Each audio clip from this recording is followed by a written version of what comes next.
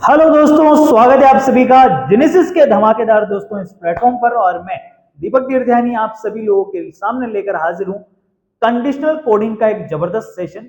मात्र 1 मिनट में आप कंडीशनल कोडिंग को सीखने वाले हो। ध्यान से देखिए, एग्जाम के अंदर आपको कुछ लेटर्स दे रखे होते हैं और लेटर्स से रिलेटेड दोस्तों आपको डिजिट सिंबल या फिर कह सकते हैं कि कोड दे रखे होते हैं। वो डिजिट में हो सकते हैं, नंबर्स में हो सकते हैं, सिंबल्स में हो सकते हैं, और कुछ दे रखी होती हैं कंडीशंस। इन कंडीशंस को आपको रीड करना होता है और यहां पर जो वर्ड लिखा है इस वर्ड का आपको आंसर निकालना है। ठीक है, करेक्ट है। तो ध्यान से देखिएगा, लेटर्स हैं, लेटर्स के कोड दे रखे हैं और कुछ कंडीशंस हैं जो यहां पर अप्लाई करनी है इस वर्ड में। पहली कंडीशन क्या है, पढ़ते हैं। If both the first and the last letter are consonant, both are to be coded as the code for the last letter. If आपका फर्स्ट लेटर और लास्ट लेटर दोनों ही कॉन्सोनेंट है, जी बिल्कुल है। पहला लेटर एम है जो कि कॉन्सोनेंट है, लास्ट लेटर एन है जो कि कॉन्सोनेंट है।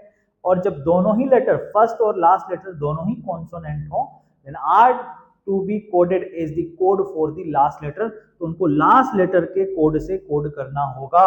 और लास्ट लेटर कौन है, एन है।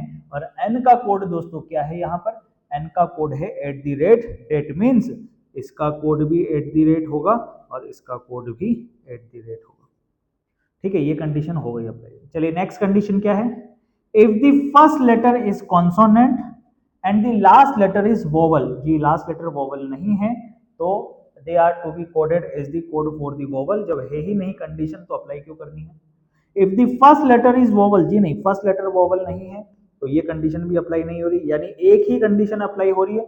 एग्जाम के अंदर एक कंडीशन भी अप्लाई हो सकता है दो कंडीशन भी अप्लाई हो सकता है तीनों ही अप्लाई हो रही हो।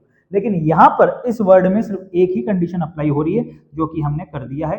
अब बचे हुए जो लेटर्स हैं उनके कोड क्या होंगे, यहां से इस टेबल से आपको देखना है कि पी का कोड क्या है दोस्तों, स्टार है। यू का कोड क्या है दोस्तों, 2 है। टी का कोड क्या है दोस्तों, 9 है। वी का कोड क्या है दोस्तों, वी का कोड जो है 8 दे रखा है आपको। और ओ का कोड जो है, ओ का कोड आप देख सकते हैं परसेंटेज दे रखा है। तो इस ऑप्शन को हम लोग चेक कर लेंगे कहां पर है और सीधा टिक कर लेंगे, B option is the correct answer. बस इतना ही चीज है। आपको कंडीशनल कोडिंग समझ में आ गई है। Thank you so much, love you all, take care, have a nice day.